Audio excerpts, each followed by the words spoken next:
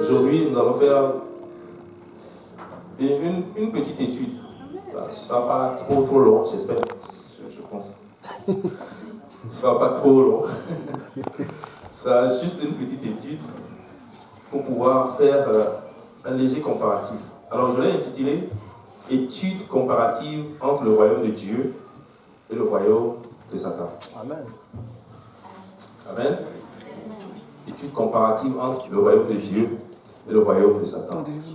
D'emblée, je vais vous dire, il n'y a que deux choses. Soit tu vas auprès de Dieu, soit tu vas auprès de Satan. Il n'y a pas une troisième voie où je vais dire, ok, je vais aller me purifier là-bas d'abord, ou je vais... Non, il n'y a pas de troisième voie, il n'y a pas de quatrième voie, il n'y a pas de cinquième voie. Soit tu es avec moi, soit tu es contre moi. Soit tu es dans mon royaume, soit tu es dans l'autre royaume. Soit tu es pour moi, ou tu es pour lui.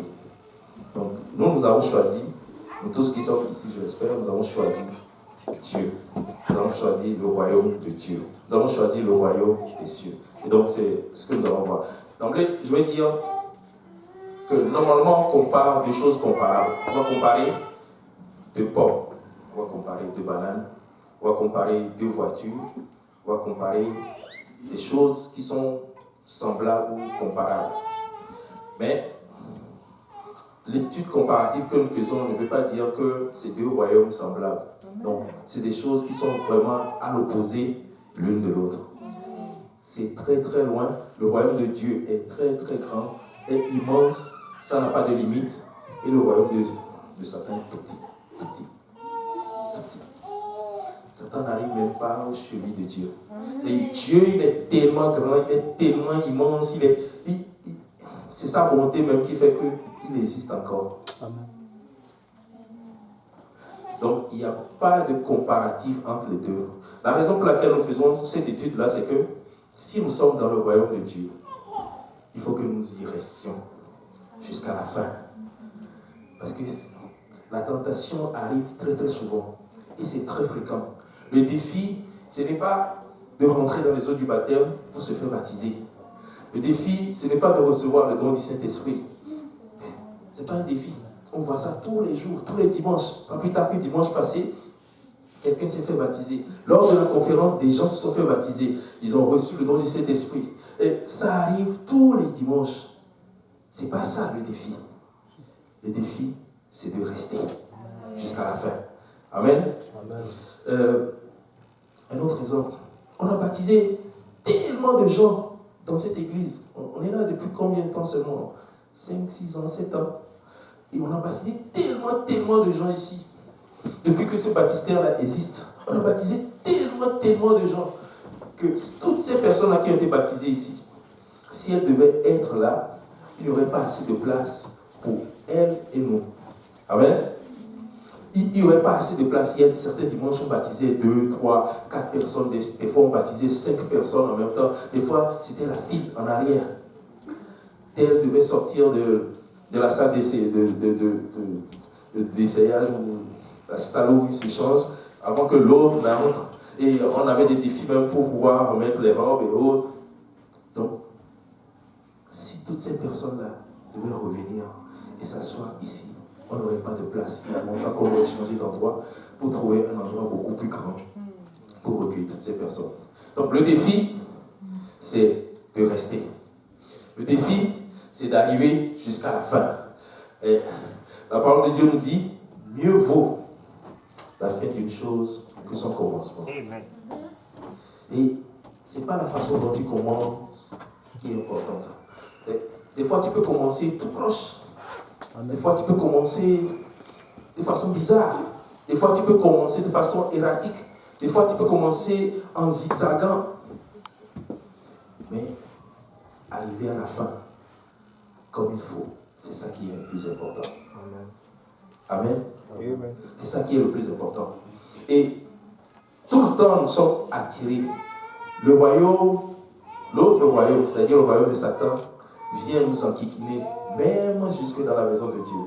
Ça vient nous chercher, ça vient te chercher, et ça t'attire, ça te met des choses, ça te propose tellement de choses pour que tu sortes de ce royaume-là, pour que tu sortes de l'arche de l'alliance dans laquelle tu te trouves.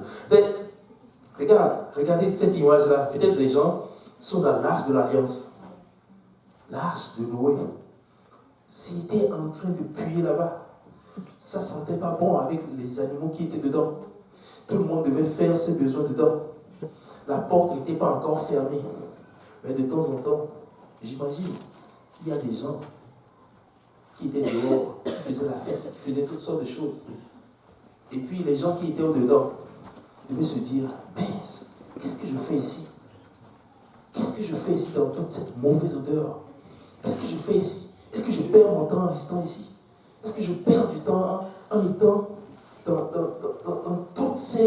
tous ces cacas d'animaux, dans tous ces ceci, dans toutes ces mauvaises odeurs, dans toutes ces mauvaises compagnies ou dans toutes ces choses?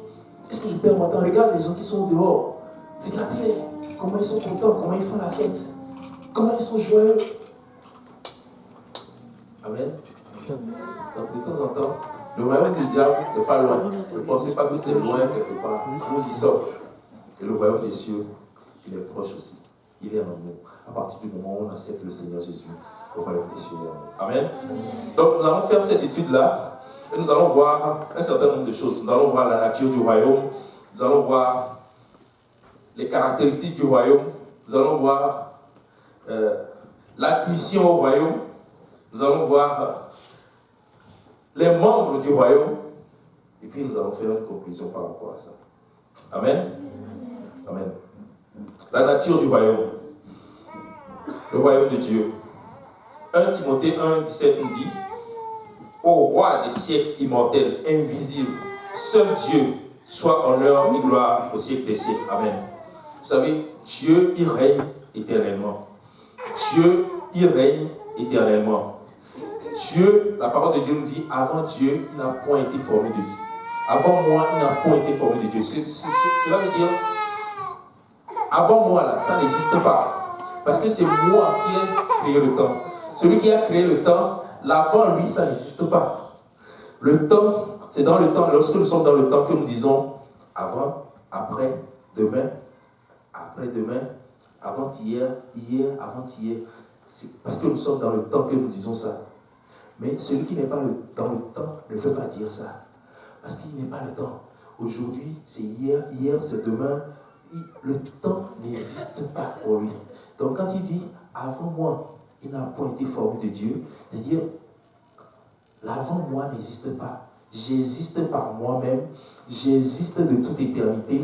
Je subsiste par moi-même. De l'autre côté, le royaume de Satan. Satan a été créé par Dieu. Satan a été formé à un moment donné. Satan n'existe pas de toute éternité.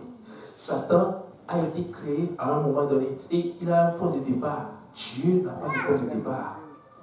Dieu n'est soumis à aucun temps. Il n'a pas de commencement ni de fin. Il n'a pas de point de départ. Il n'a pas de point d'arrivée.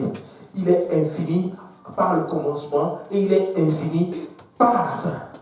Et son royaume, il est infini par le commencement et il est infini par la fin. Son royaume suscite depuis le commencement et il va susciter infiniment par la fin. Et sa fin n'existe pas. Dieu règne éternellement. C'est pour ça que la chanson que nous avons chantée tout à l'heure, Dieu, il règne vraiment éternellement. Son règne n'a point de fin. Amen. Cette sentence, dans Daniel 4, verset 17, nous dit, cette sentence est un décret de ceux qui veillent. Cette résolution est un ordre des saints, afin que les vivants sachent que le Très-Haut domine sur le règne des hommes, qu'il le donne à qui il lui plaît, et qu'il y élève le plus vil des hommes. Amen. Ce passage-là nous dit que Dieu, le Très-Haut, il domine sur le règne des hommes. C'est-à-dire, quelles que soient les choses même qui se passent, quelles que soient les personnes qui sont élevées, les personnes qui deviennent telles, les personnes qui deviennent chefs de l'État ou chefs de ceci ou chefs de cela, c'est Dieu qui le permet. C'est Dieu qui l'agrée. Des fois même, la Bible nous dit, le plus vil des hommes, c'est-à-dire le plus qu'on n'a pas, la personne qu'on ne considère même pas celui pour qui on n'a aucune considération, celui qu'on considère comme le dernier des derniers, il va le prendre et puis il va le lever. Amen. C'est comme ça qu'il est. Parce que c'est lui qui domine sur tous les règnes. Parce qu'il règne d'éternité en éternité. Amen. Amen. Le monde se pose encore des questions au sujet de la création. D'où est-ce qu'on vient? D'où est-ce qu'on sort? Il y a beaucoup de théories. Et la principale que retiennent les scientifiques, c'est la théorie du Big Bang. Un jour, il y a des atomes qui se sont rencontrés, ça fait Big Bang. Et puis, il y a des molécules qui ont commencé. C'était dans l'eau avant, à un moment donné, ça commençait pas à grandir, et puis ainsi de suite. On est devenus des hommes, on vient des animaux, et puis un jour, on a migré pour devenir des hommes. Et dernièrement, j'entendais sur un des médias, un scientifique qui a reçu un prix important dire que cette théorie-là n'est pas vraie. C'est un scientifique qui le disait. Que cette théorie-là n'est pas vraie. Il n'y a aucune façon de pouvoir la vérifier. Regardez, le monde dans lequel nous sommes est parfait. Le soleil se trouve au bon endroit pour ne pas nous brûler.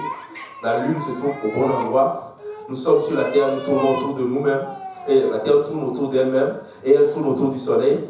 Les mers sont au bon endroit pour ne pas nous envahir. Écoutez, même une île au milieu de l'océan, le Dieu que nous servons lui interdit d'envahir cette île-là. Et elle reste au milieu de l'océan, à nulle part, entourée d'eau. Et elle est toujours là. Parce que Dieu lui a adressé des limites. Tu restes là, tu ne bouges pas. Tu n'envahis pas cette terre-là. Je veux qu'elle reste une terre au milieu de l'eau. Donc, toutes ces choses-là pour dire que notre Dieu, il règne. Et nous avons été créés par Dieu. Nous ne sommes pas descendus des animaux, nous ne sommes pas descendus des amibes ou bien des molécules. Nous venons de Dieu qui a créé toutes choses. Le monde est parfait parce que Dieu l'a créé comme tel. Le monde est en bon ordre parce que Dieu l'a créé comme tel. Regardez, ce meuble-là, ce bois-là, il n'y a pas eu une tempête qui est tombée. Et puis l'arbre est tombé. Et puis l'arbre a été transporté par hasard par ici. Et puis l'arbre a été travaillé, s'est travaillé elle-même. Et puis l'arbre est devenu un plateau comme ça. Et puis l'arbre, tout seul, par je ne sais quel concours de circonstances, s'est fait si bien pour devenir ça devant nous. Ça a été fait par quelqu'un. Quelqu'un est allé, il a pris l'arbre, il a tiré de là, il a coupé, il a travaillé pour que ça devienne ça. De la même manière, le monde a été créé par quelqu'un. Regardez, le seul endroit où c'est possible de vivre, ils sont en train de chercher un peu partout d'autres planètes. Quand ils vont détruire celle-là, où ils vont aller se réfugier, mais ça n'existe pas. Le seul endroit que Dieu a créé pour que nous puissions y vivre en paix, le seul endroit que Dieu a créé pour pouvoir nous voir évoluer comme il veut, c'est sur la terre. Amen. Et c'est ici que tout se passe. Amen.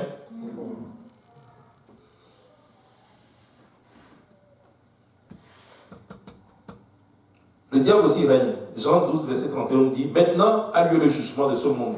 Maintenant le prince de ce monde sera dehors, jeté dehors. 2 Corinthiens 4, verset 4 à 6 nous dit: si notre évangile est encore voilé, il est voilé pour ceux qui périssent, pour les incrédules dont le Dieu de ce siècle a aveuglé l'intelligence, afin qu'ils ne vissent pas briller la splendeur de l'évangile de la gloire de Dieu, qui est l'image de Dieu. Amen. Dieu nous dit que Satan est le Dieu de ce siècle-là. Il ne dit pas qu'il est le Dieu de l'éternité. Parce qu'à un moment donné, il va être lié. Parce qu'à un moment donné, il ne pourra pas faire ce qu'il est en train de faire. Actuellement, il est le Dieu de notre siècle. Il est le Dieu de ce temps. Il est le Dieu du temps dans lequel nous vivons. C'est-à-dire, c'est lui qui organise tout autour de nous. C'est lui qui organise tout dans le monde. C'est lui qui dit quoi faire. C'est lui qui dit quelle musique jouer. C'est lui qui dit quel programme faire. C'est lui qui dit quel programme supprimer. C'est lui qui dit comment faire pour pouvoir éliminer les chrétiens ou bien les gens qui croient en Dieu. C'est lui qui fait toutes choses pour que les enfants, les gens s'éloignent chaque jour un peu plus de Dieu. Je ne sais pas si vous avez remarqué que de plus en plus maintenant, c'est devenu difficile. Moi, j'écoute souvent des médias ou des choses comme ça. C'est de plus en plus difficile de parler de Dieu ou bien d'entendre parler de Dieu. C'est de plus en plus difficile quand, des fois même, ils font allusion à la Bible comme un livre imaginaire que quelqu'un a écrit et puis auquel les gens veulent s'apparenter. C'est de plus en plus difficile de dire que je suis chrétien. C'est de plus en plus difficile même quand tu dis que tu es chrétien, les gens te voient bizarrement. Qu'est-ce qu'il fait? Pourquoi est-ce qu'il croit à ça? Pourquoi des gens sont endoctrinés aussi facilement?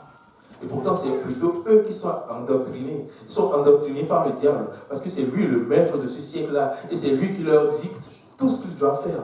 Comment ils doivent s'habiller, ce qu'ils doivent manger, comment ils doivent faire ceci ou cela. Et ils sont en train de mettre le monde sens dessus-dessous. C'est-à-dire, tout est renversé. Amen. Le maître de ce monde. Le royaume de Dieu est caractérisé par la justice, la paix et la joie. Dieu ne dit pas le royaume des cieux est caractérisé par la richesse. Dieu ne dit pas que le royaume de Dieu est caractérisé par de belles choses, de grandes choses. Quoique c'est ça. La parole de Dieu nous dit que ce sont des rues pavées d'or. Ce sont de belles choses qui sont là-bas. C'est grandiose, c'est beau, c'est extraordinaire, tout ce qui se passe là-bas. Mais la Bible ne fait pas mention de ces choses-là. Ce n'est pas le plus important. Pour eux, c'est rien. C'est juste des pierres précieuses pour nous. C'est juste des pierres sur lesquelles ils marchent. C'est rien du tout. Ce qui est important, c'est la justice. C'est-à-dire accepter ce que Dieu a fait pour toi. Le sacrifice que notre Seigneur Jésus-Christ est allé jusqu'à la croix pour faire pour toi. Accepte-le et sois sauvé. Amen. Ce dont la Bible parle, c'est la paix. Garde la paix. La paix de Dieu qui surpasse toute intelligence, je te la donne aujourd'hui. Vous savez, tu peux être pauvre et être en paix. Tu peux ne pas avoir grand-chose et être en paix. Écoutez, je suis retourné chez nous. La dernière fois, j'ai vu des gens qui n'avaient pas grand-chose.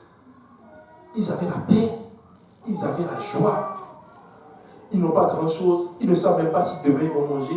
Ils ne savent même pas, ils n'ont pas de plan pour demain ou après-demain ou dans 10 ans, dans 5 ans, dans 20 ans. Mais ils ont la paix. Ils n'ont pas... peut-être quand il pleut des fois, il y a des tôles sur le toit dans lesquelles il y a des trous. Et la pluie là, il faut mettre des vases un peu partout dans la chambre pour ne pas recevoir cette pluie sur toi. Mais ils ont la joie. Ils sont contents. Quand je suis allé, ils étaient contents de me voir. Et ils n'ont pas grand-chose, mais ils ont la paix, la sérénité. Il n'y a pas quelque chose qui les inquiète. Oh, est-ce que j'ai déjà payé telle chose? Est-ce que j'ai déjà reçu telle chose? Est-ce que j'ai déjà atteint tel objectif? Est-ce que j'ai déjà fait ceci? Est-ce que j'ai déjà fait cela?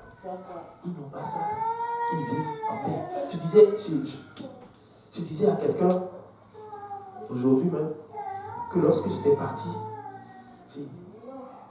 il y avait une certaine pression qui était descendue sur moi. Mais dès que je suis revenu à Montréal, dès que je suis sorti de l'avion, c'est comme si toute la pression est revenue. Et tu te poses la question, est-ce que j'ai payé ça? Est-ce que j'ai fait ceci? Est-ce que j'ai fait ça? Est-ce que j'ai reçu telle facture? Est-ce que j'ai ceci? Ou est-ce que j'ai déjà fait ceci? Ah, je dois aller à tel endroit. Ah, je dois faire ceci. Je dois faire cela. Je ne sais pas si ça vous arrive. Vous êtes tout le temps en train de faire des calculs. Tu te dis, quand est-ce que ça va finir? Quand est-ce que ça va s'arrêter? Quand est-ce qu'on s'arrête dans ce pays pour faire ouf?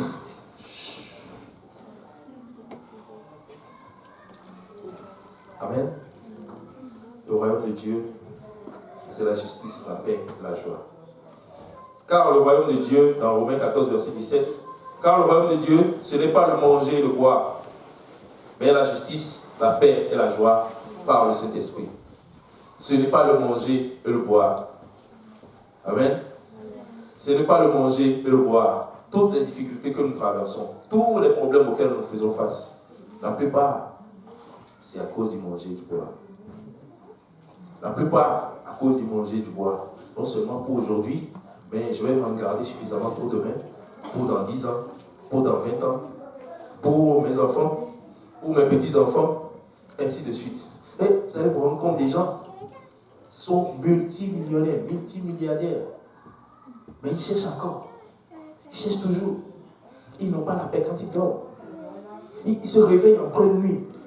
Ah, il y a tel placement que je n'ai pas fait. Ou il y a tel placement qui est parti à tel endroit. Ou il y a telle chose. Ah, la bourse s'est effondrée. Ils commencent par avoir des problèmes, des difficultés. Tout cela à cause du manger et du boire. À l'opposé, le royaume du diable est centré sur les choses de ce monde. Les choses de ce monde. Comment vais-je obtenir ceci? Comment vais-je arriver à ça? Comment dois-je faire? Que dois-je faire pour pouvoir savoir ceci? Que dois-je faire pour pouvoir arriver à tel endroit? Je me fixe un objectif. Sur qui est-ce que je dois marcher pour pouvoir y arriver? Qu'est-ce que je dois sacrifier pour pouvoir le faire? Où dois-je aller? À qui dois-je parler pour pouvoir y arriver? Que dois-je faire? Et il y a des gens qui n'ont aucune limite. Même s'il faut sacrifier des gens, ils vont le faire. Même s'il faut sacrifier des vies, ils vont le faire. Chez nous en Afrique, il y en a plein. Je ne sais pas si vous avez remarqué, tout ce que le diable te donne, tu le reprends avant même que tu ne veuilles. Tout ce que tu obtiens du diable, tu le paieras d'une manière ou d'une autre, même avant ta mort, de ton vivant, tu vas le payer. Et les exemples sont légion. Ce n'est pas seulement en Afrique, il y a des grands stars que nous connaissons qui ont eu des mêmes situations dans la vie desquelles on voit qu'ils ont été célèbres à un moment donné, ils ont été très très riches à un moment donné, et à la fin de leur vie, ils étaient complètement pauvres, complètement paumés. On ne le savait pas, tu le vois toujours porter de grandes choses, mais cette personne-là a tellement de dettes qu'elle ne pourra jamais s'en sortir jusqu'à la fin de ses jours. Amen. 1 Jean 2, verset 15 à 17 nous dit: n'aimez point le monde, ni les choses qui sont dans le monde. Si quelqu'un aime le monde, l'amour du Père n'est point en lui. Car tout ce qui est dans le monde, la convoitise de la chair, la convoitise des yeux et l'orgueil de la vie, ne vient point du Père, mais vient du monde. Et le monde passe, et sa convoitise aussi. Mais celui qui fait la volonté de Dieu demeure éternellement. Amen. La Bible nous dit, n'aimez pas le monde. N'aimons pas le monde. C'est-à-dire, il y a un autre royaume qui nous attend. Et n'aime pas tellement ce royaume-là. Des fois, je me pose des questions par rapport aux gens qui ne servent pas Dieu, ou bien les gens qui ne veulent pas venir à Dieu. Je dis, est-ce que vous n'avez aucune espérance? Vous vous dites peut-être que je vais mourir un jour et puis c'est fini, c'est totalement fini. La Bible nous dit qu'il y a une seconde mort. C'est-à-dire, nous avons des âmes qui sont dedans de nous, qui sont éternelles. Et il y a deux endroits possibles auxquels ces âmes-là vont aller. Il y a deux seuls endroits. Soit la vie éternelle, soit la mort éternelle. N'aimons pas le monde. N'aimons pas le monde. Dit la convoitise de la chair, la convoitise des yeux et l'orgueil de la vie. Ça, c'est les trois choses dans lesquelles nous tombons chaque jour, tout le temps. Convoitise de la chair. Waouh, il faut que j'ai ça. Je dois l'avoir. C'est sûr, il faut que je l'aie. Comment je dois faire pour pouvoir l'avoir? Je ne sais pas, mais il faut que je l'aie quand même. Il faut que je l'aie. La convoitise des yeux. Ce que mes yeux ont vu, il faut que je l'aie. Il faut que je les ai. Tout ce que je vois, je dois être capable de pouvoir l'obtenir. Peut-être que tu en as déjà une cinquantaine chez toi à la maison, que tu n'as même pas encore complètement utilisé, ou qui sont encore bons, ou qui ne sont même pas usagés. Mais tes yeux sont sur celle-là seule que tu n'as pas encore. Il faut que je l'aie. Qu'est-ce que je dois faire pour l'avoir? Où est-ce que je dois aller? À quelle porte je dois frapper?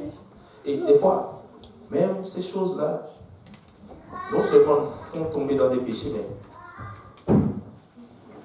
ça apporte la tête dans nos vies. C'est-à-dire, Dieu te donne l'opportunité de vivre selon tes moyens. Et puis toi, tu veux vivre au-dessus de tes moyens et tu te retrouves complètement endetté à cause de la convoitise des yeux, de la convoitise de la chair, l'orgueil de la vie. Ah, c'est moi ou rien. C'est moi, si ce n'est pas moi, c'est personne. Ah, c'est moi qui suis passé aujourd'hui. C'est moi qui ai fait telle chose. C'est moi. Il faut que tout le monde sache que c'est moi. Il faut que tout le monde voit que c'est moi. Il faut que tout le monde me manifeste un certain respect. Il faut que tout le monde me considère. Il faut que tout le monde me témoigne quelque chose. Et des fois, tu vas le voir même dans le regard. Est-ce que tu n'es pas au courant que c'est moi? Est-ce que tu ne sais pas qui je suis? Est-ce que tu ne vois pas que c'est moi qui suis devant toi? Hein? C'est moi. Tout le monde veut que ce soit lui. Tellement qu'on perd de vue toutes les autres choses. L'orgueil de la vie. Dieu nous dit que toutes ces choses-là ne viennent pas du Père, mais que celui qui fait la volonté de Dieu demeure éternellement. C'est-à-dire, tu demeures éternellement dans la vie éternelle. Apocalypse 2, verset 9 nous dit: je connais ta tribulation et ta pauvreté, bien que tu sois riche. Et les calomnies de la part de ceux qui se disent juifs et ne le sont pas, mais qui sont une synagogue de Satan. Je connais ta tribulation et ta pauvreté, bien que tu sois riche. C'est-à-dire, la richesse suivant le monde n'est pas la richesse suivant Dieu. La richesse de ce monde n'est pas la richesse selon Dieu. Amen. La richesse de ce monde n'est pas la richesse selon Dieu. La richesse de ce monde, c'est ok, combien de millions de dollars je peux avoir sur mon compte en banque? Combien je peux faire avec? Qu'est-ce que je peux faire avec ça? Où est-ce que je peux aller avec ça? On a tous des plans dans la tête pour le jour où on sera riche. Est-ce qu'il y a quelqu'un qui veut être riche ici? Amen. On a tous des plans dans nos têtes pour le jour où je serai riche, ou le jour où je vais avoir ceci, ou le jour où je vais avoir l'argent, je vais faire telle chose, je vais acheter telle chose, je vais faire ceci ou je vais faire cela. Mais Dieu me dit: je vois ta tribulation, ta pauvreté, malgré que tu es riche. Il y a des gens qui sont riches, qui ont tout ce qu'ils ont, tout ce qu'ils veulent, et ils ont vécu très très pauvres sur Dieu. J'ai entendu l'histoire d'une personne dernièrement. Cette personne a été très riche, elle avait des millions de dollars, elle avait des entreprises et autres. Et puis un jour, cette personne-là a fait un voyage dans un pays, je ne vais pas dire, un pays du Sud. Un pays du Sud. Et quand il a fait le voyage dans ce pays du Sud-là, il est parti dans des villages éloignés. Et dans ces villages éloignés, il a vu comment les gens vivaient très, très simplement et avaient une vie agréable. C'est-à-dire, des gens cultivaient la terre et ils mangeaient les fruits de la terre qu'ils cultivaient. S'ils avaient besoin de quelque chose, ils en gardaient un peu qu'ils vendaient. Et puis le prix, ils le prenaient pour acheter soit des médicaments, soit ceci, ce dont ils avaient besoin. Mais une vie très très simple. Et quand il est allé là-bas, c'était juste pour des vacances et autres. Il est revenu en Occident. Et quand il est revenu, il a revu sa vie. Sa vie de dingue. Il était directeur d'entreprise, de plusieurs entreprises, mais il avait un agenda chargé. En train de prendre l'avion pour aller à Ci, en train de prendre l'hélicoptère pour aller là, en train de voyager un peu partout, en train de des programmes un peu partout, en train d'avoir des réunions un peu partout, à gauche et à droite. Et puis il a dit: ça suffit, je vais arrêter ça. Il a abandonné tous ses millions, il a donné ça à des œuvres, et puis il a dit que je vais aller vivre dans ce pays-là, que j'ai vu, dans ce village-là. Je vais construire une petite maison là-bas et je vais aller vivre là-bas. Et il est parti, il a pris, il s'est fait construire une petite maison là-bas et il vit seulement avec $1000 par mois, pas plus. Il vit là-bas, il mange le fruit de la terre, il va sur le paysage se promener. Il a une vie très tranquille et c'est comme ça qu'il a choisi de vivre. Tout le monde lui a dit, est-ce que tu es fou? Qu'est-ce qui ne va pas chez toi? Pourquoi tu abandonnes tes millions de dollars? Pourquoi tu abandonnes tant d'argent? Et pourtant, il s'est rendu compte qu'à un moment donné, ce n'est plus lui qui dirige l'argent, mais c'était l'argent qui le dirigeait. Il avait toujours envie d'avoir plus. Toujours un peu plus. Et que, lui, ce n'était même pas un homme qui cherchait Dieu. Mais nous qui sommes des enfants de Dieu, et on va avoir un problème si chargé, on va dire, bon, ben, l'église a besoin d'argent, hein. Donc je vais travailler et puis je vais donner l'argent à l'église. Mais ce dont Dieu a besoin d'abord, c'est toi-même, pas de ton argent. Dieu a besoin de toi-même d'abord. Dieu a besoin de chacun d'entre nous d'abord, pas de notre argent. L'argent peut venir après, mais Dieu a besoin de chacun d'entre nous d'abord. Amen.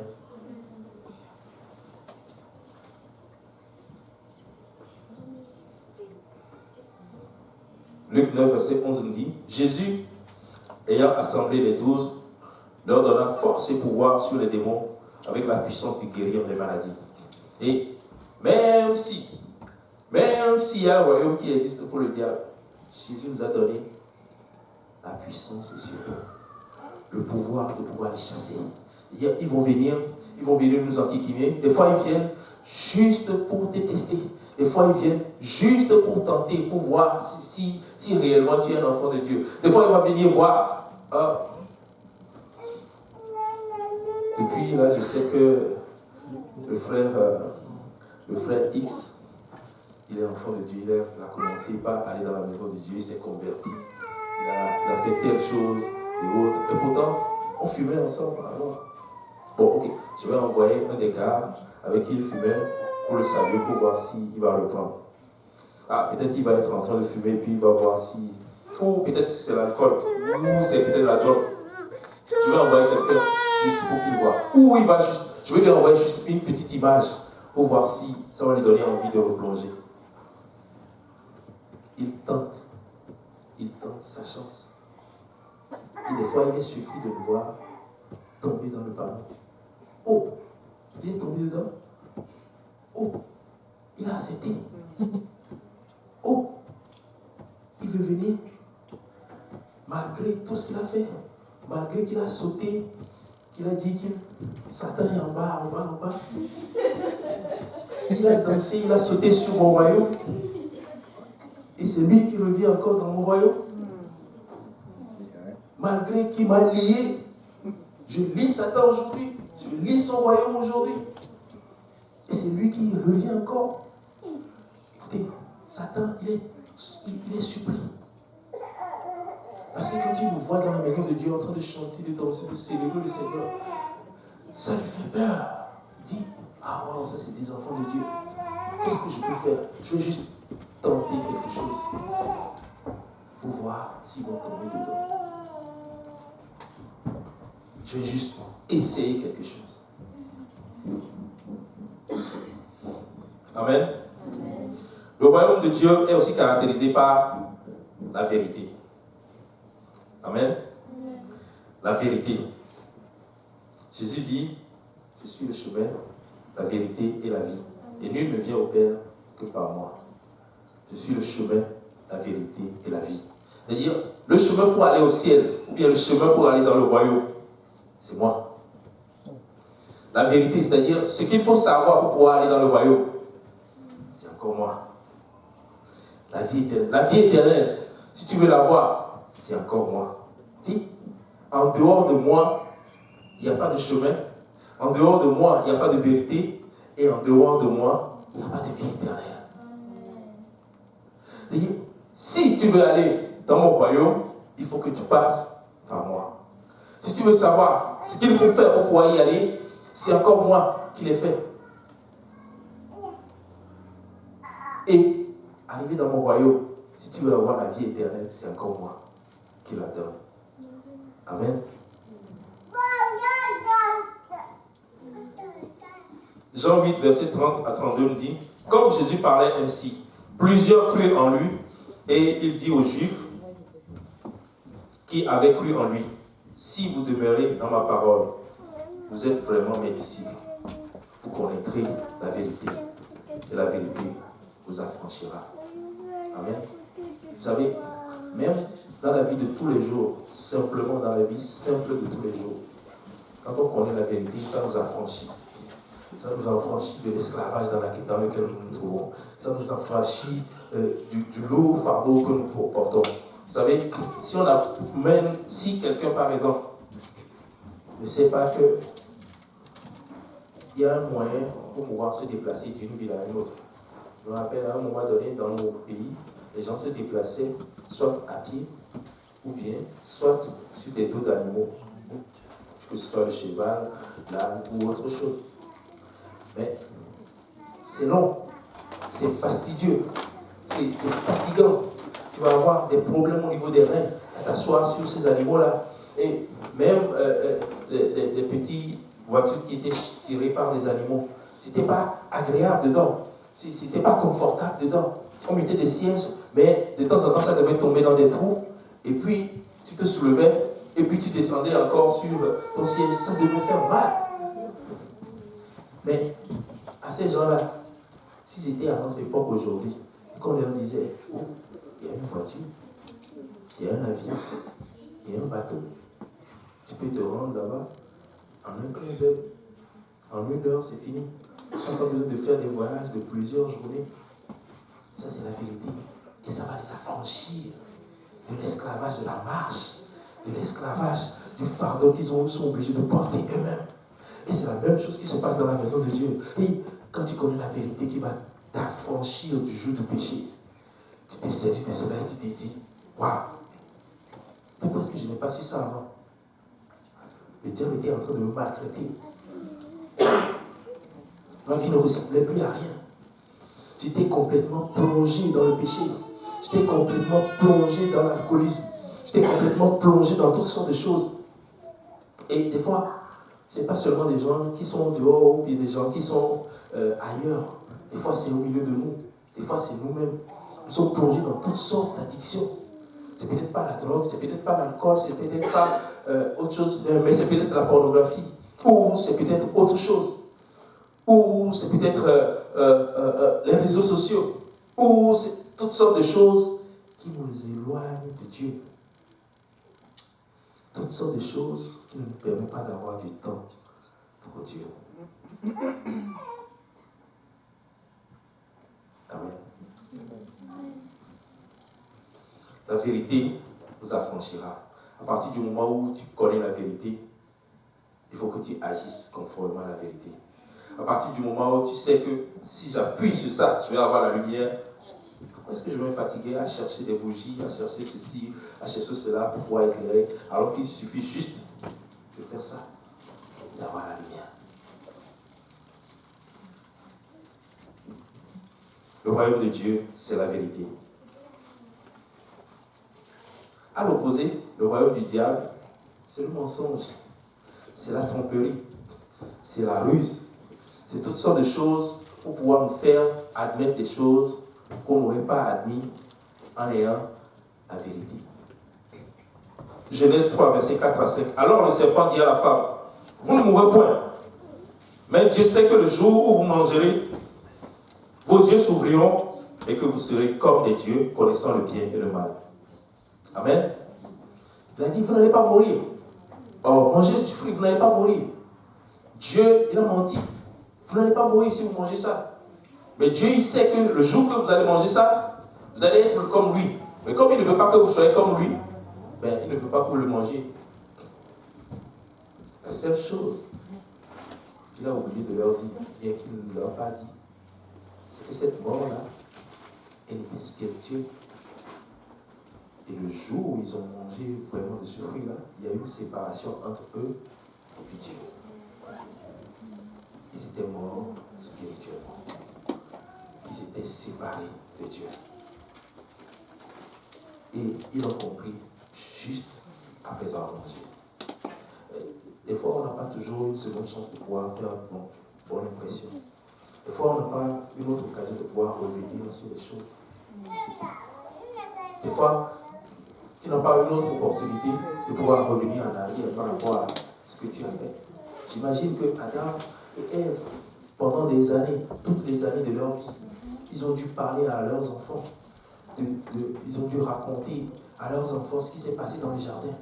Comment ils ont été dans le jardin. Comment ce jardin a été beau, magnifique. Comment c'était extraordinaire la présence de Dieu là-bas dans le jardin. Comment c'était formidable d'entendre Dieu parler à haute voix et qu'il entendait et qu'il faisait des choses. Comment c'était fabuleux de pouvoir raconter sa journée à Dieu. C'est comme tu reviens de ton travail et puis tu racontes ta journée à ton conjoint ou à tes enfants, ou tu demandes à tes enfants quelle a été ta journée aujourd'hui. Qu'est-ce qui s'est passé aujourd'hui? Est-ce que tout a bien été? C'est comme ça la relation de Dieu avec Adam. Ils devaient passer tout le reste de leur vie. Je ne sais pas combien de temps ils ont passé dans le jardin, mais ils devaient passer tout le reste des centaines d'années qu'ils ont passé plus tard à regretter ce seul geste-là qu'ils ont fait. Et se dire, pourquoi avons-nous fait ça? Et c'est la raison pour laquelle ils exhortaient leurs enfants à se tourner vers ce Dieu-là. Nous, on a peut-être péché. Nous, on a peut-être fait ceci. Mais vous, tournez vers Dieu. Tournez vers ce Dieu-là. Il y a un Dieu qui existe. Il y a un Dieu qui a créé toutes choses. Il y a un Dieu qui prend soin de nous. Il y a un Dieu qui nous garde. Tournez-vous vers ce Dieu-là. Et c'est ça qu'ils ont dû leur dire. Tout le temps qu'ils restaient avec eux. Le diable va toujours venir vers nous avec une tromperie. Il ne nous dira jamais exactement ce qu'il veut. Quand les gens vont voir le diable pour dire « donne-nous ceci, donne-nous cela », c'est des choses qui existent.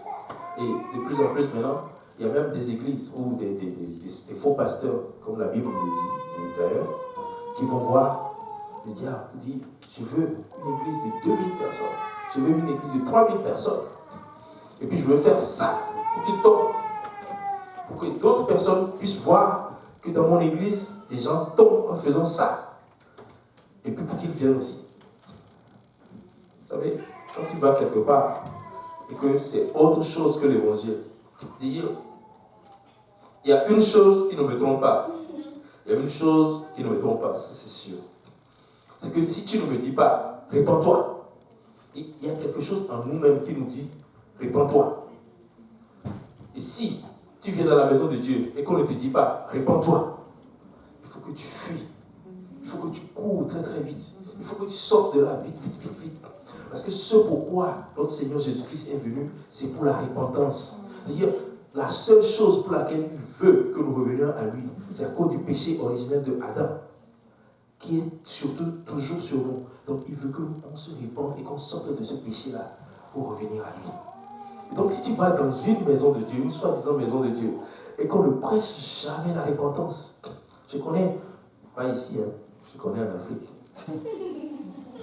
Je connais en Afrique des églises où tu peux être trafiquant de drogue, viens donner ta dîme, c'est correct. Tu peux être, je ne sais pas moi, un escroc, quelqu'un qui trompe des gens, ou bien quelqu'un qui vole sur Internet. Il y a plein de ces gens. Écoutez, il y a plein de ces gens-là qui sont dans toutes sortes de commerces illicites ou dans toutes sortes de choses immorales et qui viennent prier Dieu. Seigneur, fais que mon commerce prospère. Fais que mes activités prospèrent. Fais en sorte que la police ne m'attrape pas. Et ils viennent donner beaucoup d'argent. Et le pasteur prie pour eux. Au lieu de leur dire, répands-toi. Le royaume des cieux est proche. Répands-toi. Parce que là-bas, il n'y aura pas une deuxième chance. Comme pour Adam et Ève. Le jour où on va mourir, on va quitter ce monde, il n'y aura pas un retour possible pour pouvoir revenir en arrière et se dire, ok, là j'ai vu le ciel, là j'ai vu l'enfer, je crois maintenant que ça existe les deux. Seigneur, est-ce que je peux revenir pour pouvoir bien faire et puis retourner? Il n'y en aura pas. Il n'y aura pas de deuxième chance.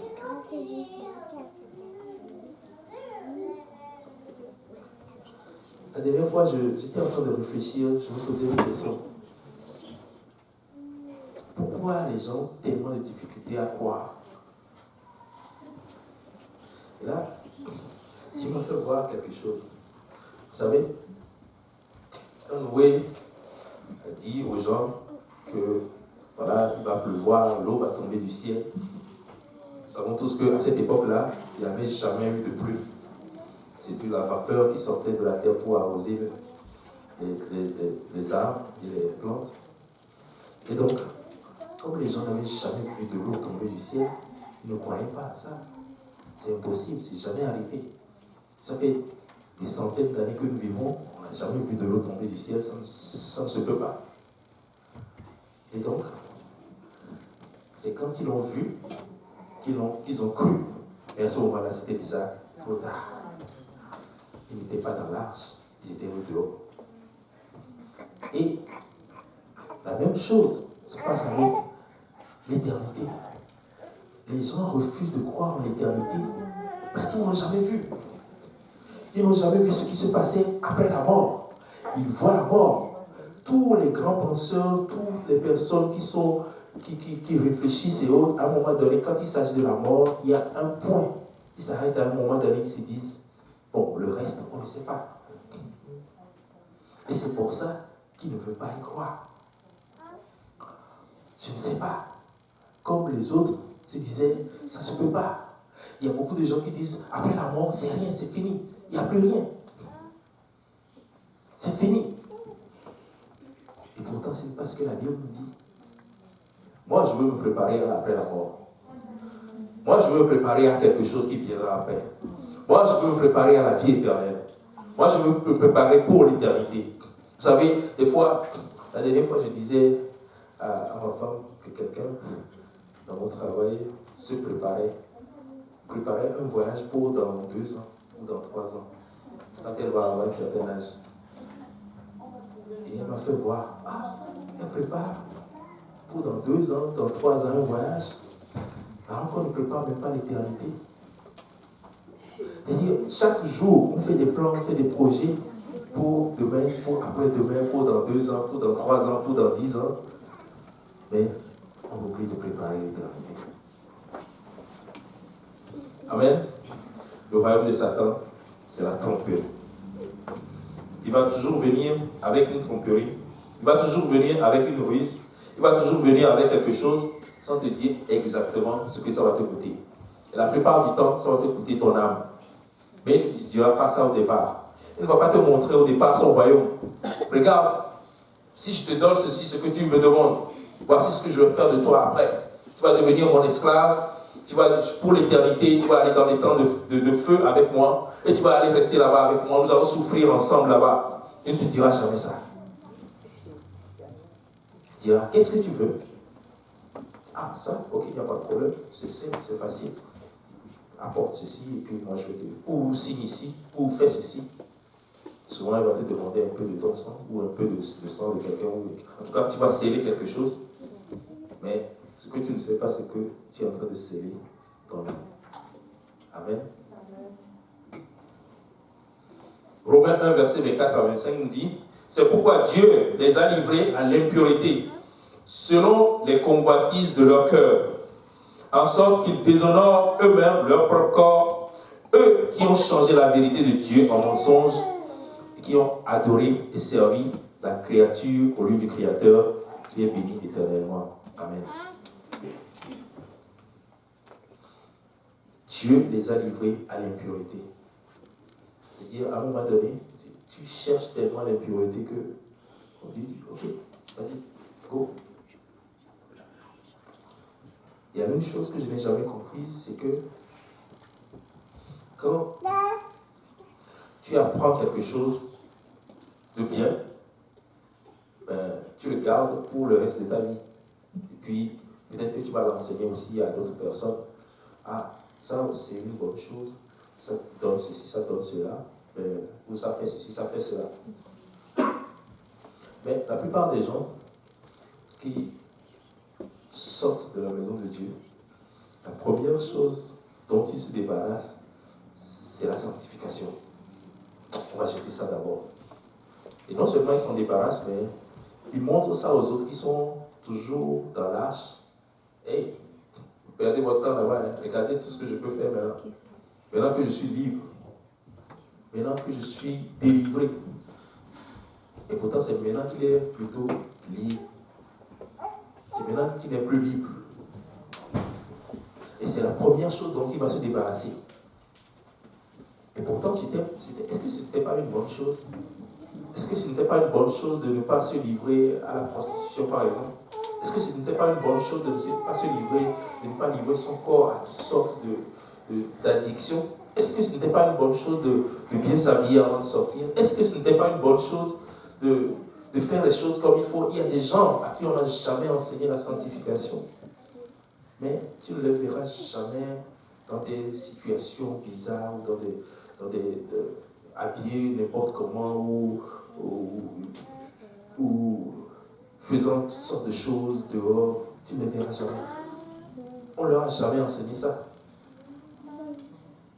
Personne ne leur a jamais dit ça. Ils seront toujours comme ça. Je connais quelqu'un dans mon travail, toujours bien habillé. On ne lui a jamais enseigné la sanctification. Il ne croit même pas en Dieu. Même pendant l'été, je ne l'ai jamais vu porter. Et pendant l'été, il y a des fois où des gens portent des robes qui arrivent juste là. Au travail. Et tu travailles là-bas. Amen.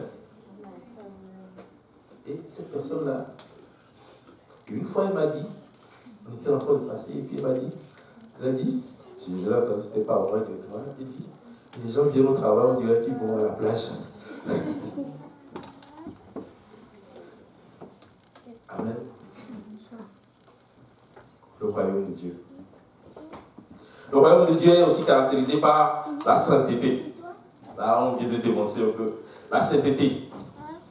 Paul, dans 1 Corinthiens 1 à 2, dit, Paul, appelé à être apôtre de Jésus-Christ par la volonté de Dieu, et le frère de Sosthène, à l'église de Dieu qui est à Corinthe et à ceux qui y ont été sanctifiés en Jésus-Christ, appelés à être saints, et à tous ceux qui invoquent en quelque lieu que ce soit le nom de notre Seigneur Jésus-Christ, leur Seigneur et le nôtre. Amen.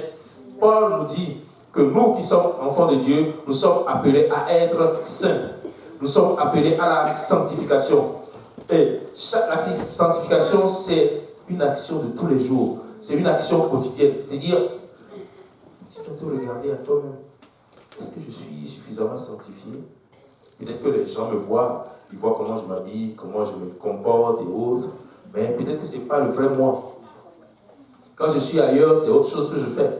Quand je suis ailleurs, c'est autre chose que je porte. Quand je suis ailleurs, c'est autre chose que je dis. Il faut que je travaille sur moi-même. Il faut que je travaille sur mon cas. Il faut que je me sanctifie chaque jour.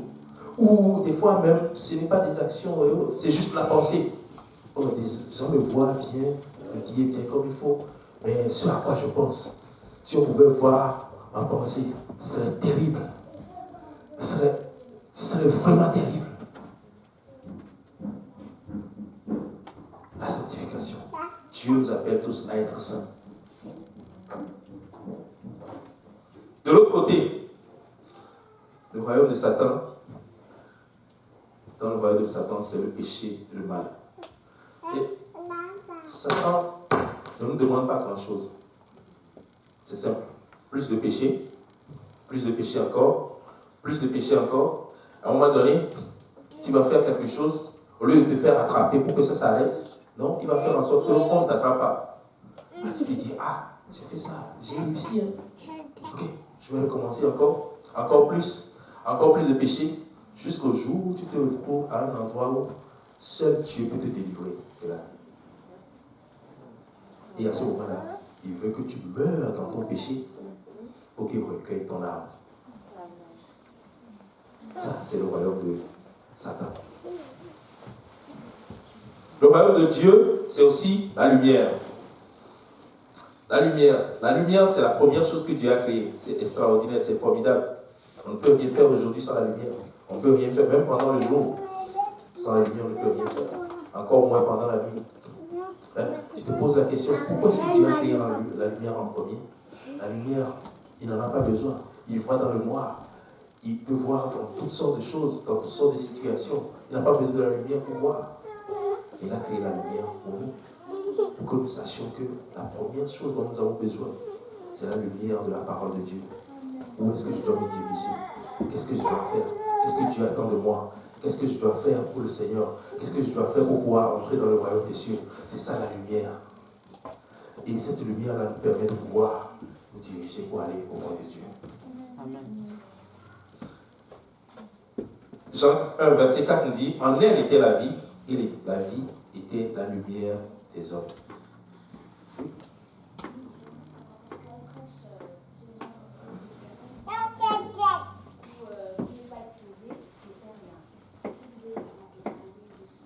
J'en viens.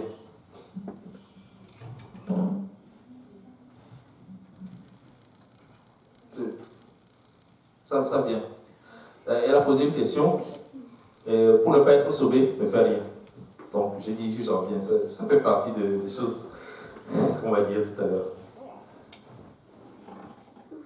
En elle était la vie, et la vie était la lumière des hommes. Amen. Maintenant, nous allons voir les caractéristiques du royaume. Et nous allons voir. Nous allons devoir la lumière. Et le royaume des cieux et le royaume de Satan est caractérisé par les ténèbres. Éphésiens 6, verset 12 nous dit, car nous n'avons pas à lutter contre la chair et le sang, mais contre les dominations, contre les autorités, contre les princes de ce monde des ténèbres, contre les esprits méchants dans les lieux célestes. Ils sont dans les ténèbres. Ce sont des princes de ce monde, mais ils sont dans les ténèbres. Et ils font des choses ténébreuses. Ils font des choses cachées. Si on devait voir l'apparence réelle du diable, si on devait voir l'apparence réelle des démons, ce n'est pas des choses ou des esprits qui sont beaux à voir. Quand on voit un ange, il vient, il apparaît toujours habillé en blanc, il apparaît toujours étincelant, il apparaît toujours dans la lumière. Quand il y a une apparition divine, c'est toujours dans la lumière. Mais quand le diable vient, il se cache parce qu'il n'est pas beau à voir. Il se cache parce qu'il est trop vilain. Il se cache parce qu'il n'a rien à donner. Il est toujours obligé de pouvoir prendre une autre apparence pour que les gens puissent être attirés par lui. Il ne montre pas son vrai visage parce qu'il n'a rien à donner.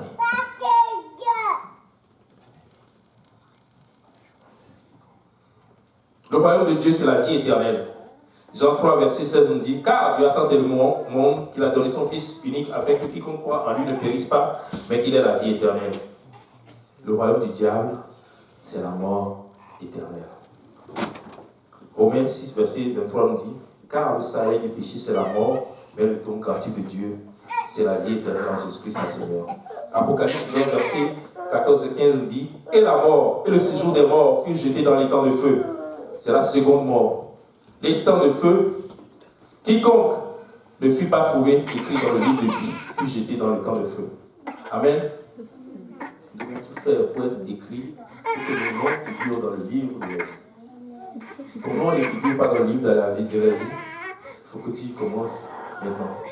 Il faut que tu fasses ce qui doit être fait pour que ton nom soit inscrit dans le livre de vie. Parce que la parole de Dieu nous dit que celui dont le nom ne sera pas dans le livre de vie, il sera jeté dans le temps de feu. Non seulement on doit être dans ce livre-là, mais on doit tout faire pour pouvoir y demeurer. On doit tout faire pour que le nom ne soit pas effacé de ce livre-là. Amen. On n'est pas sauvé une fois pour l'éternité. Je peux retourner dans mon ancienne vie. Je peux retourner faire toutes les choses que je faisais avant. Je sais que je suis sauvé. Non, ça n'existe pas. Tu peux être effacé du livre de vie. Amen. Amen.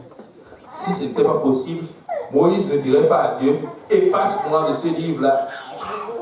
Parce que c'est possible d'effacer des gens. Alors reste dans ce livre. Assure-toi que ton nom est inscrit dans le livre. Quelques manifestations du royaume.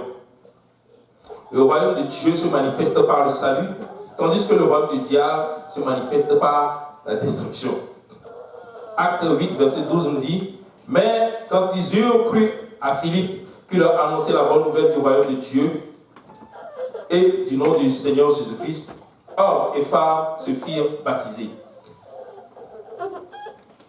A contrario, Jean 10 nous dit, le voleur ne vient que pour dérober, égorger et détruire. C'est-à-dire tout ce que le diable cherche à faire, c'est dérober, égorger et détruire. Tout ce que le diable cherche à faire, c'est de nous tuer physiquement sur la terre et puis de s'emparer de nous dans la mort. Ainsi donc, frères et sœurs, nous devons rester vigilants. Le royaume de Dieu se manifeste aussi par les dons de l'esprit, tandis que le royaume du diable se manifeste par la sorcellerie, la magie, l'occultisme, ainsi que les miracles mensongers. C'est-à-dire, il va faire de faux miracles, il va faire de fausses choses. Et aujourd'hui, le diable n'est plus dans des endroits lugubres ou cachés, où tu dois traverser une forêt, où tu dois aller à la pirogue sur un fleuve bizarre, où tu dois risquer ta vie avant de pouvoir joindre là où il se trouve. Non. Il se construit un beau bâtiment qu'on appelle une église. Il se trouve un homme et puis il prêche aussi. Et ce qu'il va prêcher souvent, c'est autre chose que l'évangile. Et ce qu'il va prêcher souvent, c'est des miracles mensongers. Vous voyez tel miracle que je fais, vous voyez telle chose que je fais, alors venez à moi. Venez ici en grand nombre. Venez ici. Et les gens qui sont là-bas, tu leur demandes, de quoi est-ce que vous parlez? Non. On fait des miracles là-bas. Si chez vous, il n'y a rien. Écoutez, je vais vous dire une chose, c'est... J'entends souvent les gens dire, ici, il n'y a pas telle chose, il n'y a pas telle chose, on ne prie pas pour la délivrance, on ne prie pas pour ceci, on ne fait pas ceci. Je ne sais pas si vous avez remarqué, il y a des miracles autour de vous chaque jour. Il y a des miracles autour de vous chaque jour. Il y a des miracles dans chacune de nos vies chaque jour. Notre présence ici aussi, c'est un miracle. Notre vie actuelle en ce moment, c'est un miracle de Dieu. Tout est un miracle autour de nous, dans nos vies, dans la vie de nos familles, dans la vie de nos enfants. Tout est un miracle de Dieu. Et même dans cette église, j'ai déjà vu des gens être guéris du cerveau, des gens être guéris miraculeusement du cœur. Ma fille, ma dernière, elle avait un problème de corps à sa naissance. Elle a été guérie par Dieu avant même qu'elle naisse. Ce n'était pas... On n'a pas fait venir ma femme devant la prière. Et puis, on a senti le bébé bouger pour dire, il était guéri. Non, on n'a pas fait ça. On a prié simplement pour elle. Et puis, elle a été guérie. Dieu n'est pas en train de faire du spectacle. Dieu n'est pas en train de faire... Mais non. Quand tu viens à Dieu, et que Dieu te demande, répands-toi, tu dois baptiser dans l'eau, reçois le don du Saint-Esprit, et commence par vivre une vie de sanctification pour moi. Commence par œuvrer pour moi. Qu'est-ce que tu penses que Dieu va faire? Et l'autre question que je me suis posée, est-ce que vous pensez réellement que quand tu reçois le don du Saint-Esprit, Dieu, il dit, ok, bon, les esprits impurs, restez à côté, à gauche, et puis moi je vais rester à droite, chacun va rester de son côté. C'est impossible. À partir du moment où tu reçois le don du Saint-Esprit, Dieu chasse tous les autres démons qui sont en toi, et puis il prend toute la place. Il ne partage pas sa gloire avec personne. Il prend toute la place, et c'est lui qui règne maintenant dans ta vie. Et quand un démon vient maintenant, c'est toi-même qui parles, et puis le démon part. Et donc pour ça, tu n'as pas besoin d'une prière de délivrance. Il faut que tout le monde sache que, voilà. Écoutez, des fois, la simplicité des choses nous garde dans le Seigneur. C'est des choses Très très simple. Prie chaque jour. Sanctifie-toi chaque jour. Œuvre pour moi chaque jour. Et tu vas voir si je ne vais pas faire des choses extraordinaires dans ta vie. Maintenant, les gens qui recherchent ça, je vais vous dire, peut-être qu'ils ont reçu le don du Saint-Esprit. Et le même soir, ils étaient en train de danser dans une boîte de nuit. Est-ce que le Saint-Esprit va t'accompagner là-bas? C'est pour ça qu'ils ont besoin de délivrance tout le temps. Ils reçoivent le Saint-Esprit et le soir même, ils sont chez les prostituées. Est-ce que le Saint-Esprit va t'accompagner là-bas? Ils font autre chose. Et quand ils viennent, quand c'est le dimanche, ils viennent à l'église, ils disent, délivrez-moi, j'ai tel problème, j'ai tel esprit qui me dérange. Si vous êtes copains, vous voyez tout le temps là-bas. Il y a des endroits auxquels vous voyez la mort éternelle.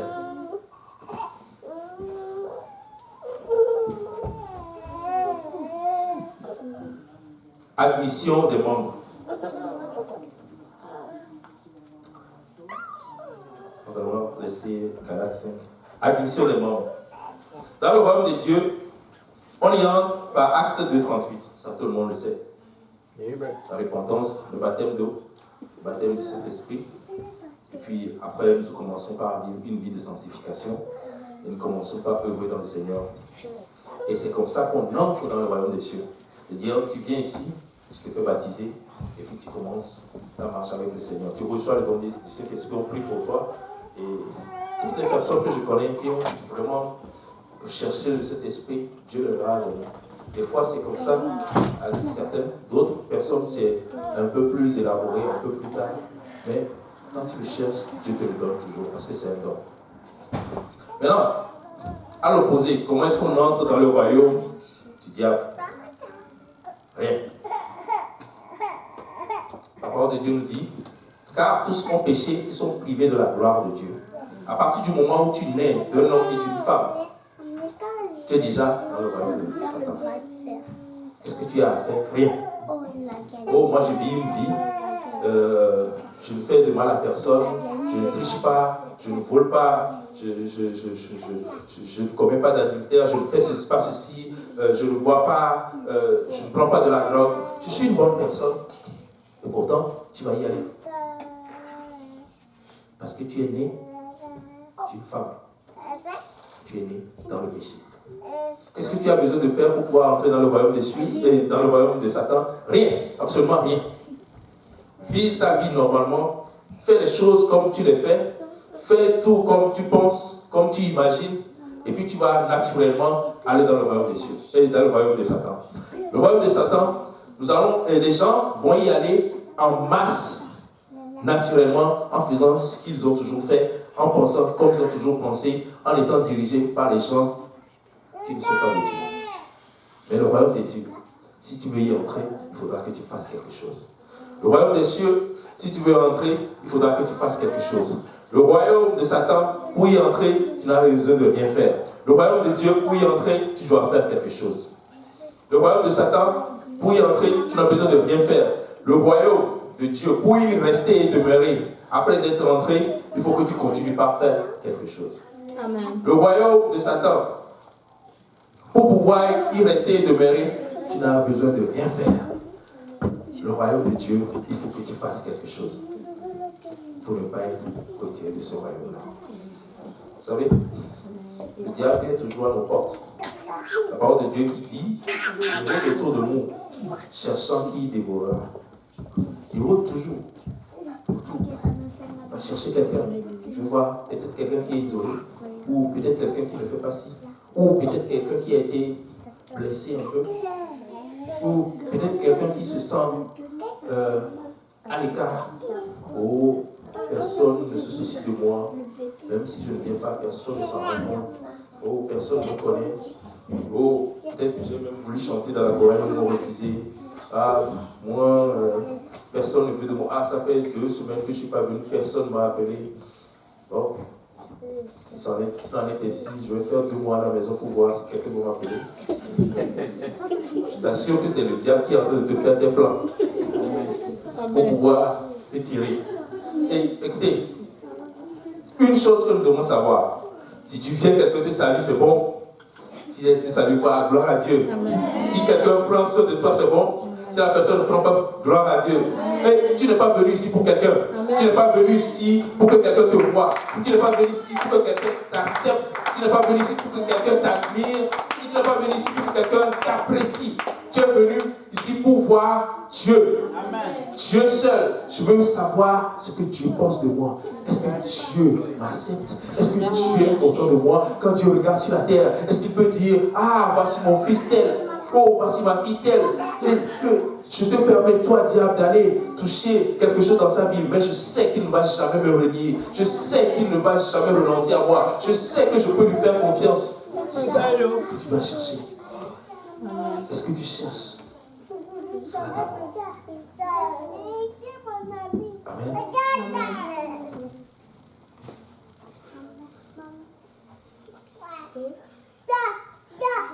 Caractéristique des membres du royaume. Dans le royaume de Dieu, les enfants de Dieu, c'est comme ça qu'on les appelle, ceux qui sont dans le royaume de Dieu. Les enfants de Dieu, ce sont des enfants qui sont obéissants. Ce sont des enfants qui ont la foi en leur Dieu. Tandis que dans le royaume du diable, c'est la désobéissance, c'est la rébellion. Tout le monde fait ce qu'il veut. Tout le monde fait à sa tête. Tout le monde pense comme il pense. Tout le monde fait comme il croit bon de le faire. Tout le monde agit de la même façon, de la bonne façon qu'il pense. Vous savez, même dans le monde, il y a des choses qui sont réglementées. À ton travail, tu ne fais pas les choses que comme tu veux le faire. J'ai travaillé dans une institution financière à un moment donné. Quand tu viens chaque jour, il faut que tu portes une cravate, il faut que tu portes un costume. Et même que c'était strict avant, maintenant c'est un peu plus souple. Avant c'était strict. Tu ne peux pas porter, je ne sais pas moi, un pantalon kaki, puis une veste noire. Non, tu ne peux pas. Tu dois porter un ensemble. Noir, si c'est noir, si c'est bleu, c'est un ensemble. Et c'était très strict. C'est comme ça que tu t'habilles si tu veux travailler ici.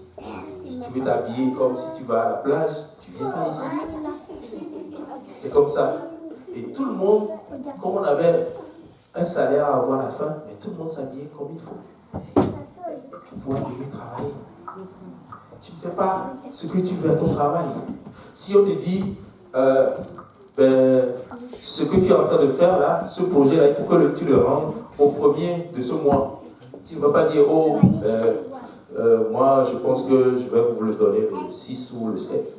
S'il faut que tu dormes là-bas, s'il faut que tu le rapportes sur toi à la maison pour pouvoir arriver à le donner le 1er, tu vas le faire. La même chose se passe dans le royaume de Dieu. Tu ne peux pas faire les choses comme tu le veux. Il faut que tu te rapproches de la parole de Dieu. Qu'est-ce que Dieu attend de moi? Qu'est-ce que Dieu veut que je fasse? Comment est-ce que Dieu veut que je fasse les choses? Et il faut que tu aies un repère. Il faut que la parole de Dieu soit le repère de chacun d'entre nous. Vous savez, il y a 3 enseignants de la sanctification. Le premier enseignant de la sanctification vient de la façon dont Dieu veut que nous nous tenions. C'est la Bible, la parole de Dieu, qui nous édicte les règles ou les choses qu'il faut faire. Le deuxième, c'est l'Église, où le pasteur dit, et la Bible dit de s'arrêter ici, mais avançons un peu. La Bible dit de prier 1 heure, mais on va prier peut-être 1h30 ou 2 heures.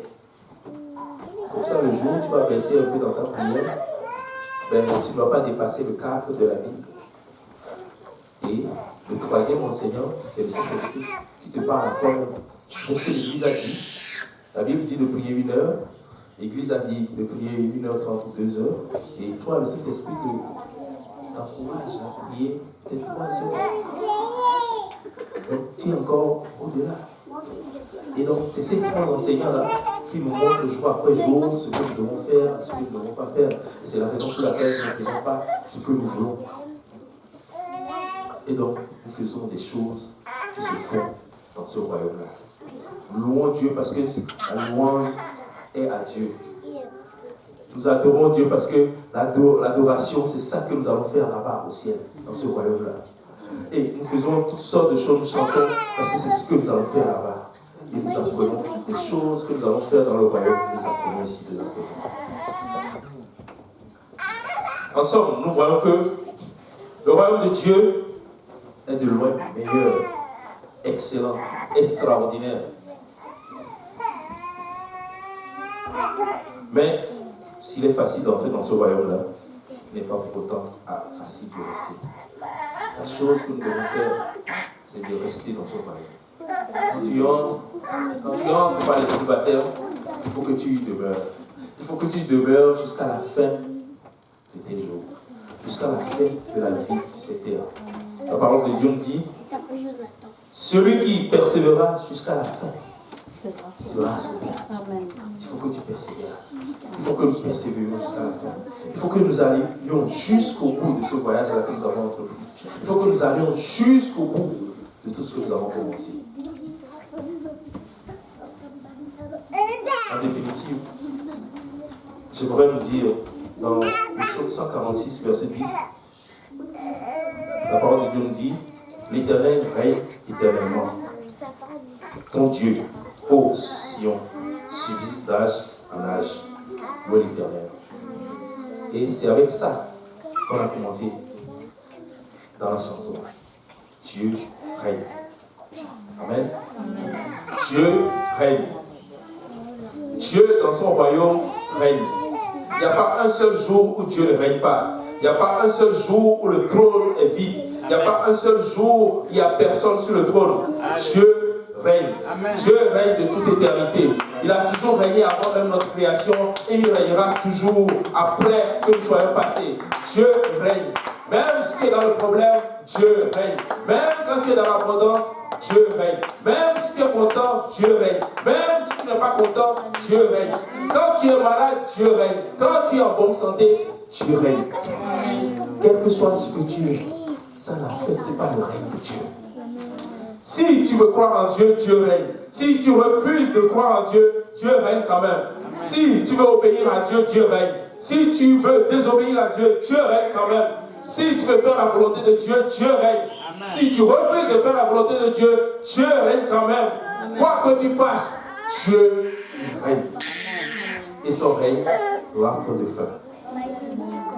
Alors, le conseil que j'aimerais vous donner à chacun d'entre nous,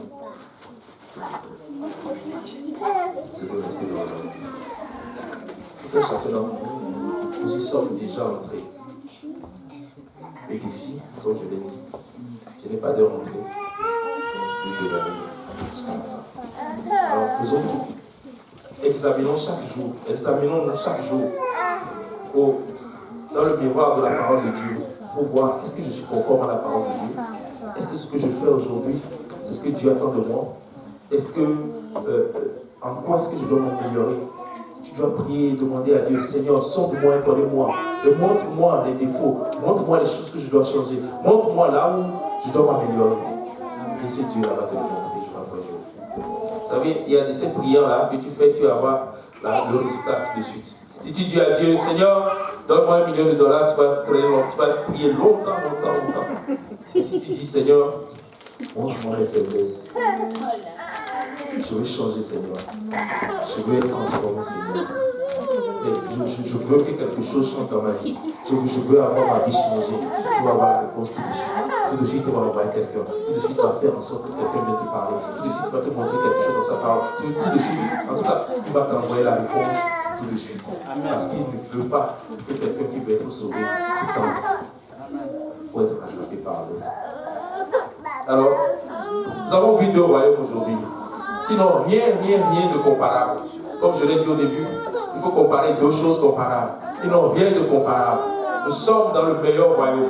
Nous sommes dans le royaume excellent. Nous sommes dans le royaume qui est parfait. Nous sommes dans le royaume qui est dans la vie éternelle. Alors, si vous voulez avoir la vie éternelle, restez dans ce royaume-là. Des fois, quand on sort de quelque chose, c'est à ce moment-là qu'on se rend compte de ce qui est extraordinaire qu'on a perdu. Alors, ne sortons pas pour ne pas avoir réservé ce que nous avons. Amen. Que le Seigneur vous bénisse et que le Seigneur vous fortifie et restez fermement dans la vie. Je prie que chacun d'entre vous nous puissions rester fermement dans les mains de Dieu. De sorte que même si nous-mêmes nous avons des projets pour pouvoir sortir, que Dieu nous retienne. Amen. Et ne permet pas que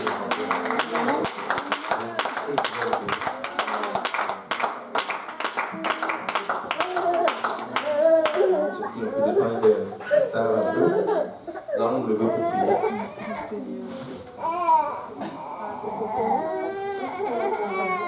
Seigneur éternel, Dieu de gloire et de bonté, je te dis merci pour ton amour, ta bonté, ta fidélité. Seigneur Jésus, je te remercie, Seigneur mon Dieu, pour la vie de chacun d'entre nous, Seigneur éternel. Tu as été avec nous, éternel Seigneur, durant tout ce temps, Seigneur Jésus. Tu as veillé sur nous, Seigneur mon Dieu, mon roi. Nous ne te disons pas assez merci pour tout ce que tu fais pour nous, Seigneur Jésus. Tu nous as gardé de nos mauvais plans, Seigneur, de nos mauvais projets, Seigneur Jésus. Nous avons même désiré sortir, Seigneur, de ton royaume pour aller voir ailleurs, Seigneur mon Dieu. Oh, nous avons regardé ailleurs pour pouvoir dire, oh, que c'est beau dehors, ce qui se passe dehors, on aimerait aller là-bas. Seigneur, pardonne-nous ces choses. Toutes les fois où, Seigneur, nous avons péché contre toi. Toutes les fois, Seigneur, mon Dieu, nous avons désiré des choses, Seigneur, impures. Toutes les fois, Seigneur, mon Dieu, nous sommes éloignés de toi, Seigneur Jésus. Pardonne-nous et lave-nous par le sang de Jésus. Seigneur, je prie encore sur mon Seigneur Jésus. Que tu nous gardes précieusement dans le col de ta main, Seigneur, mon Dieu, mon roi. Nous ne voulons pas sortir, Seigneur Jésus. Nous voulons rester fermement dans ton royaume. Nous ne voulons pas sortir de ton royaume, Seigneur, mon Dieu, mon roi. Nous voulons voir ta face, Seigneur Jésus. Nous voulons rentrer dans ton royaume céleste, Seigneur, mon Dieu, mon roi. Nous voulons, Seigneur, mon Dieu, mon roi, aller jusqu'au bout, Seigneur, mon Dieu. Car la fin d'une chose, pour nous, viens-nous en aide, Seigneur, mon Dieu. Je prie maintenant, Seigneur Jésus, que tu nous conduises dans plusieurs perspectives, Seigneur Jésus, que ta main puisse être sur nous, que tu nous donnes la victoire, Seigneur mon Dieu, mon roi, sur les nuits, et que tu nous réveilles encore le matin, Seigneur, pour pouvoir poursuivre ton nom, pour la gloire de ton nom. Disons tous au nom de Jésus. Au nom de Jésus. Amen. Salut ton frère.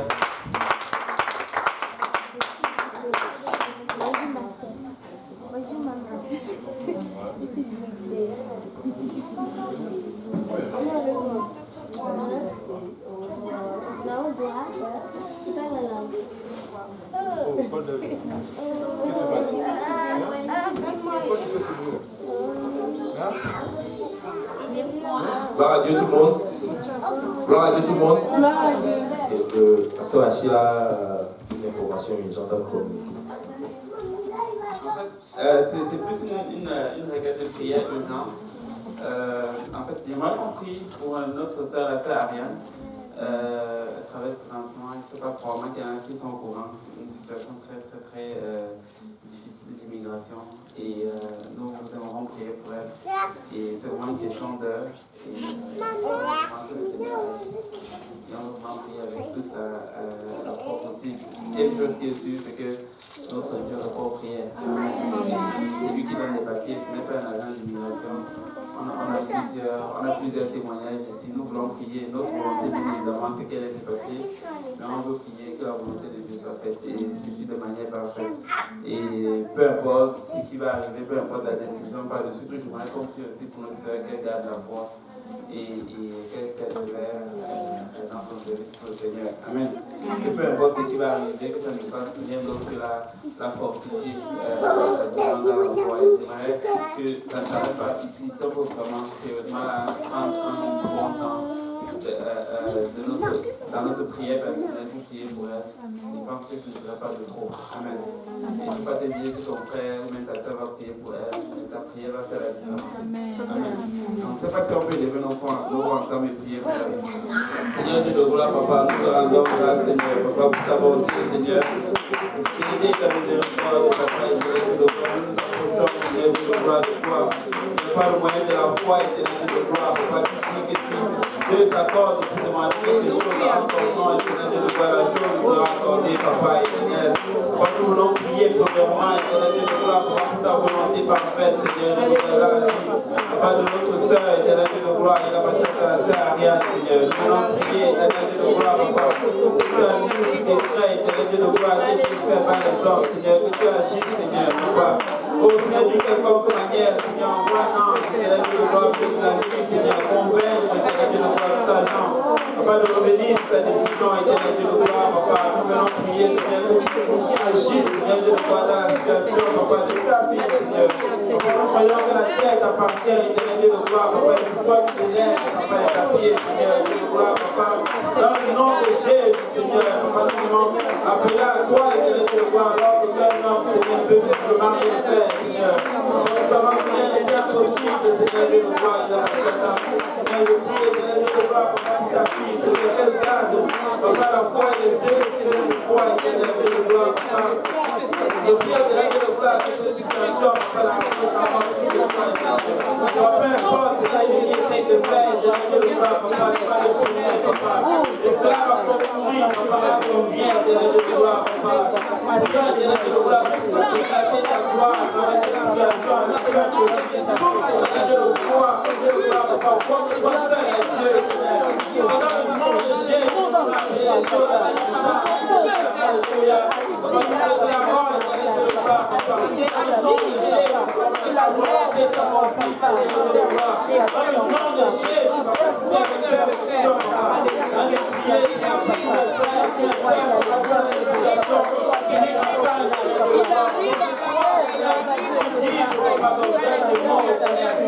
nom de Jésus, Seigneur, de gloire, papa, nous voulons